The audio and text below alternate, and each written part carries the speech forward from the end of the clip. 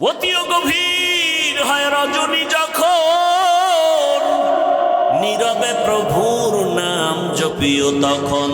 প্রভুর করুণা যদি পাইবারে চাও, গভীর রাতে উঠে প্রভুর গুণগান গাও। দুইজনে মিলে দোয়া করলে আল্লাহ ফিরাই দিবে।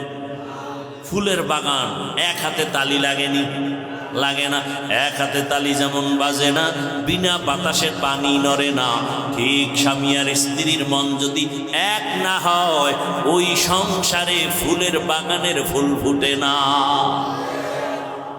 দুইজনে ভোর রাতে আল্লাহর কাছে দোয়া করেন, হে মালিক, নেককার একটা সন্তান দিও। আল্লাহর আদালতে দোয়া কবুল হয়ে গেছে, সন্তান গর্ভে চলে আসছে, দুনিয়াতেও এসে গেল। মা বাবা কলিজা ভরে দোয়া করে, সন্তানের আদব শিখায়, সালাম শিখায়। সন্তান বড় হচ্ছে বড় হচ্ছে, দুনিয়াতে সেই যেমন কেমন জ্ঞান জ্ঞান ভাব, কেমন যেন একটু আদবওয়ালা, কেমন যেন বিচক্ষণওয়ালা। ছোট বাচ্চার এমন কিছু গুণ আছে না? মা বাবায় খুশি, আরে আমার একটা ছেলেই আল্লাহ দিছে, এমন সন্তান আসছে ছেলে। আল্লাহ তাআলা কেমন মেধা দিলেন, আদবওয়ালা, মা বাবার প্রতি বড় নরম, বিনয়ী, ভদ্র, মা বাবার শ্রদ্ধা করে, মা বাবা যা বলে তাই মানে, মা বাবার সামনে বেয়াদবি করে না।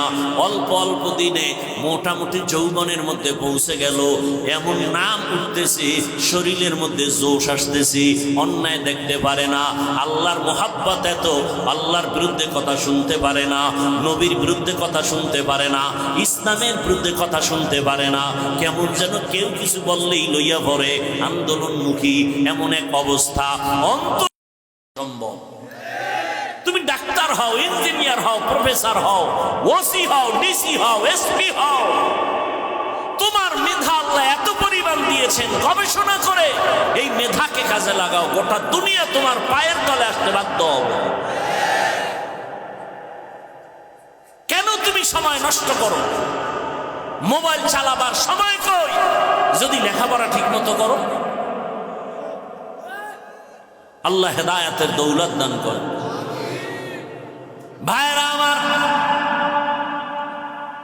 জুবাইদারটা শেষ করে দিই না, কথা বলেন না কেন? জুবাইদা খাতুন স্বপ্ন দেখে পেরেশান। এখন এই স্বপ্ন তো কারো কাছে, এক তৈল নিয়ম হইল সবার কাছে স্বপ্ন বলা যাবে, আর যেই স্বপ্ন দেখছি এটা বলতে তো আরো লজ্জা। দাঁড়ানো বাইতুল্লাহর সামনে সবাই করে যে না, কার কাছে বলবো? জুবাইদা তার কাজের লোকেরে বলল যে শোনো, একজনে একটা স্বপ্ন দেখছে, নাম নাই। ওই যুগের স্বপ্নের ব্যাখ্যাকারী একজন বড় আলেম বুজুর্গ আল্লামা ইবনে সিরিন রহমাতুল্লাহ আলাইহি।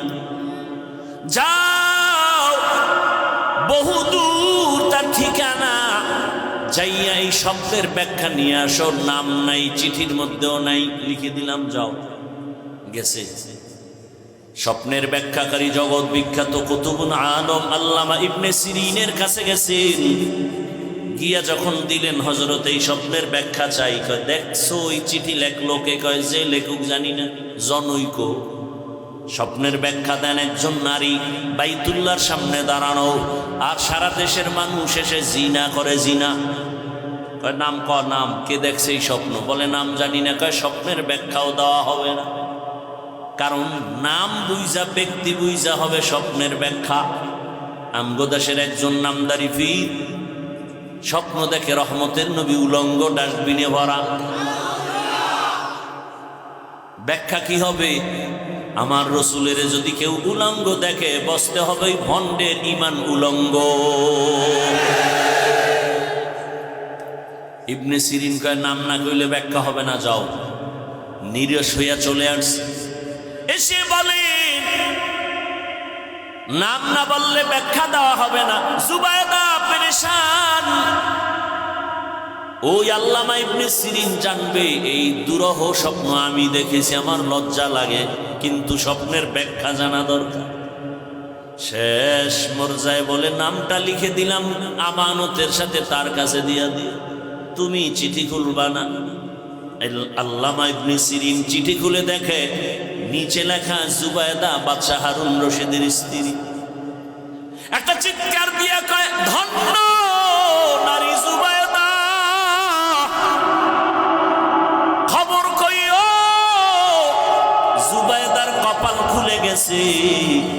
জুবায়দারে দিয়া আমার আল্লাহ মক্কার জমিনে এমন কাজ নিবেন, গোটা দুনিয়ার মানুষ জুবায়দার নাম কিয়ামত পর্যন্ত স্মরণ করবে। জুবায়দার নাম এখনো কিন্তু নিতেছে। সেই জুবায়দা বাদশাহ হারুন রশিদের টাকা না, রাষ্ট্রের টাকা না, নিজের টাকা দিয়া মক্কায় গেলেন হজ করতে। জুবায়দা হজে গিয়া দেখলো মক্কার মানুষ পানির জন্য হাহাকার করে, পানি নেই, মিনায় পানি নাই, মুজদালেফায় পানি নাই, আরাফায় পানি নাই। জুবায়দা নিজের টাকা ব্যয় করিয়া এবার ড্রেন কাটলো, ড্রেনের সাথে পানির লাইন করে দিল জুবায়দা নিজের টাকায়। আজও মক্কায় গিয়া দেখবা নহরে জুবায়দা নামের ড্রেনের অঙ্কন, ইটের গাঁথনি, পাথরের গাঁথনি এখনো জুবায়দার নামে দেখা যায়, আমরা দেখেছি। ওলামায়ে কেরাম আছে না নাই? এখনো আছে জুবায়দার ড্রেন, নহরে জুবায়দা নাম কি? বিশাল ড্রেন, পাহাড়ের পাশে নিচ থেকে এরকম চিকন আকারে ড্রেন, সব দুনিয়াবাসী জানে। আর সেই ড্রেন থেকে পানি জুবায়দা লাইন করে দিল টাকা খরচ করে, আর গোটা দুনিয়ার হাজিরা সে পানি পান করল। স্বপ্ন কি ব্যাখ্যা কি দেখছেন নি কারবার? স্বপ্ন কি ব্যাখ্যা কি? ওই আল্লাহর বান্দী যখন বলেছেন এমন একটা স্বামী চাই, ডান হাত ধরে আমাকে জান্নাতের ময়দানে নিবে, এইবার মিলছে নি? যুবকেও কি চায়? এমন একটা মেয়ে চাই যে আমাকে ডান হাত ধরে জান্নাতের পথে নিবে। ঘটনা শেষ না, আর একটু সময় লাগবে, ধৈর্য হবে তো ইনশাআল্লাহ। এইবার আল্লাহর ওলি কয়, এই তোমার মনের সাথে তো মিলে গেল, মেয়েটার বাবা নাই, ডাক দিয়ে কয়, মা তুই যদি আমাকে অনুমতি দাও আমি এই রাস্তায় তোর বিবাহের জন্য রেডি করতে পারি। বলে করেন। অনুমতি পাইয়া এই যুবকের কথা শুনে প্রস্তাব দিলেন, ও যুবক, তুমি যেই মেয়ে চাইছো কিন্তু পেয়েছি ঠিক, তবে গরিব এবং ইয়াতীম। যুবক বলে, আমি দুনিয়া চাই না, আমি আখিরাত চাই। রিজিকের মালিক আমার আল্লাহ, পিপিলিকার খানাও যেই মাওলা দেন, নদীর মাছের খানা কে দেন, জঙ্গলের প্রাণীর খানা কে দেন? যেই মাওলায় পিপিলিকার খানা দিতে পারেন, যে আল্লাহ নদীর মাছের খানা দিতে পারেন, ওই আল্লাহ আশরাফুল মখলুক আমারে বুঝি খানা দিবেন না? পিপিলিকা দামি না আমরা দামি? আল্লাহ যদি পিপিলিকারে খানা দেয়, মাছের খানা দেয়, জঙ্গলের প্রাণীরে দেয়, আমগো দিবে না? ইয়া আইয়ুহান নাস আনতুমুল ফুকারাউ ইলাল্লাহ ওয়াল্লাহু হুয়াল গানিয়্যুল হামিদ।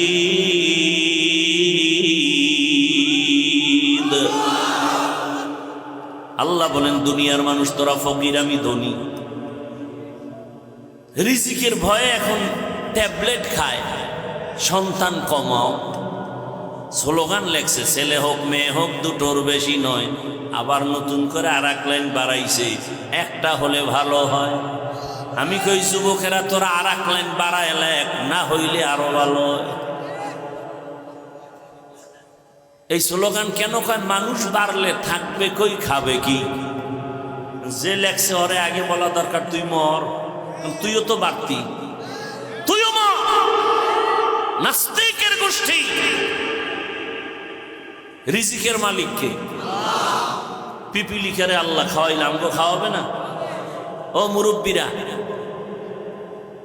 30-40 বছর আগের কথা মনে আছে আপনাদের? বলেন তো আমাকে, 1 কাঠা জমিনে যেই পরিমাণ ধান হইতো এখন কত মন কম হয়?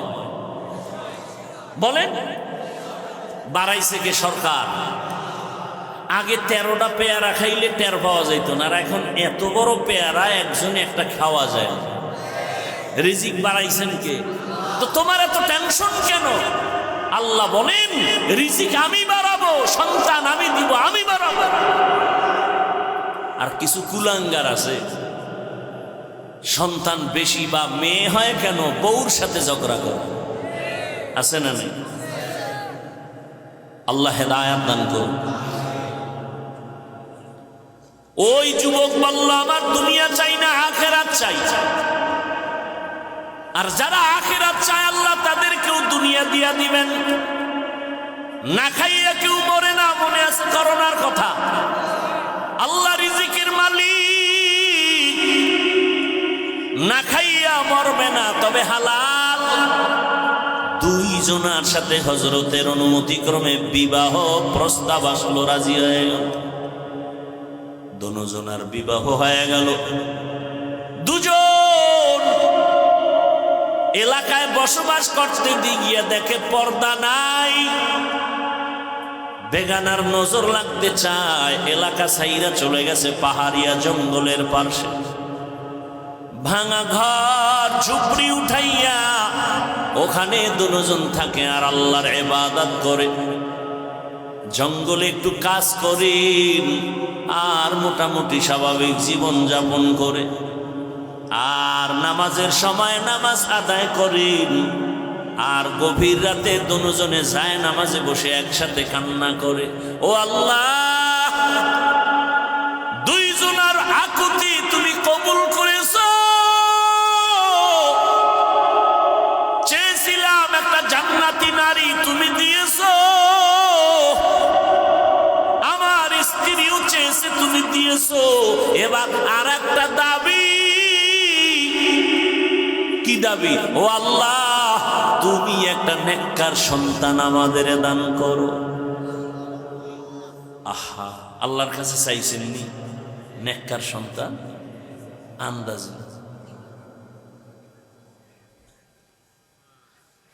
সন্তান যদি নেককার চাইতেন, সবুজ আর গম্বুজ নাম রাখছেন কেন? তুফান, তুফান সন্তানের নাম তুফান। নদী, বৃষ্টি, সাগর সন্তানের নাম। হাসি খুশি, বৃষ্টি, নদী, সাগর নাম আছে না? আরো কত বাজে নাম মুখে আনতে লজ্জা লাগে। কেন? আমরা ইসলামের নামের অভাব। কেন রাখলেন আপনি বলেন তো? অথচ সহিহ হাদিস, কিয়ামতের দিন শুধু নামের বরকতে জান্নাত পাবে। আল্লাহ হেদায়েত দান করুন। নেককার সন্তান চাওয়ান, আল্লাহর কাছে চাইবেন, বলবেন আমাদের কাছে যেই পরিমাণ দোয়া চান, হুজুর ছেলেটা কথা শুনে না, দোয়া করেন, দোয়া করেন, দোয়া করেন। বাবা হয়ে যদি একদিন ভোর রাতে আমার মাওলার একটা ডাক দিতেন, আমার আল্লাহ সাথে সাথে বাবার ডাক কবুল করে ফেলতেন। অতিও গভীর হয় রজনী যখন, নীরবে প্রভুর নাম জপিও তখন। প্রভুর করুণা যদি পাইবারে চাও, গভীর রাতে উঠে প্রভুর গুণগান গাও। 2 জনে মিলে দোয়া করলে আল্লাহ ফিরাই দিবে।